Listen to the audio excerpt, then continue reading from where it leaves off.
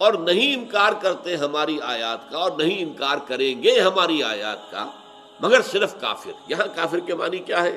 ناشکر لوگ۔ اصل میں کفر جو ہے بنیادی طور پر کسے کہتے ہیں؟ کسی چیز کو چھپا دینا، ڈھانپ دینا۔ اس لیے کفار کا لفظ آیا ہے کاشتکاروں کے لیے، اس لیے کہ وہ بیج کو زمین میں چھپاتا ہے، وہاں سے پھر وہ ابھرتا ہے۔ تو یہ اصل میں شکر کا بالمقابل ہے۔ آپ کے ساتھ کسی نے کوئی نیکی کی، اگر آپ کی شخصیت جو ہے مسخ نہیں ہو گئی ہے، پرورٹڈ نیچر نہیں ہے، تو اس کے لیے خاص قسم کا جذبہ تشکر جسے ہم کہتے ہیں وہ قلب کی گہرائیوں سے ابھرتا ہے۔ اس نے میرا فلاں کام کیا ہے، اس نے میری فلاں ضرورت پوری کی ہے، اس نے میرے ساتھ یہ بھلائی کی ہے۔ یہ جذبہ قلب سے ابھر کر زبان پر آتا ہے، شکر، آپ کا شکریہ، آپ کی بڑی مہربانی، آپ نے میری یہ تکلیف رفع کی ہے۔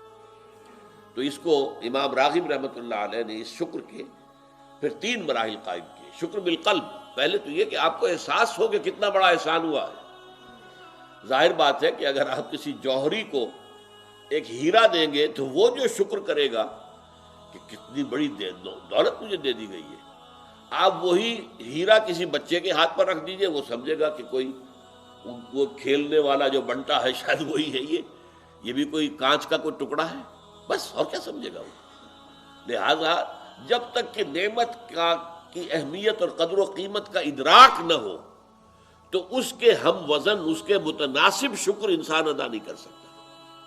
تو پہلے ہے شکر بالقلب، دل میں احساس اور ادراک ہو کہ میرے ساتھ کتنی بڑی بھلائی ہوئی ہے۔ پھر ہے زبان سے شکر، اور پھر ہے شکر بالجوارح، پورے وجود سے شکر، یعنی اس نعمت کا حق ادا کرنا۔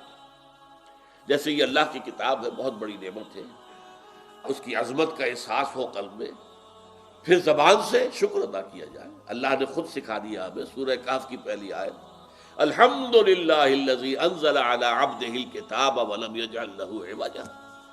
پھر اس کا حق ادا کیا جائے، اس پر یقین ہو، اس کو پڑھے، اس کو سمجھے، اس پر عمل کرے، اس کو دنیا تک پھیلائے۔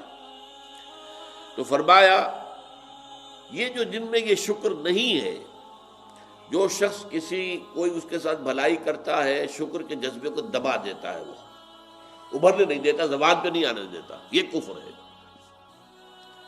اور شکر کے مقابلے میں کفر کا لفظ آتا ہے، لئن شکرتم لازیدنکم، دیکھو میں نے جو تم پر احسان کیے ہیں، نعمتیں دی ہیں، اگر تم شکر کرو گے تو میں اور دوں گا، ولئن کفرتم ان عذابی لشدید، تو پھر میرا عذاب بھی بہت سخت ہے۔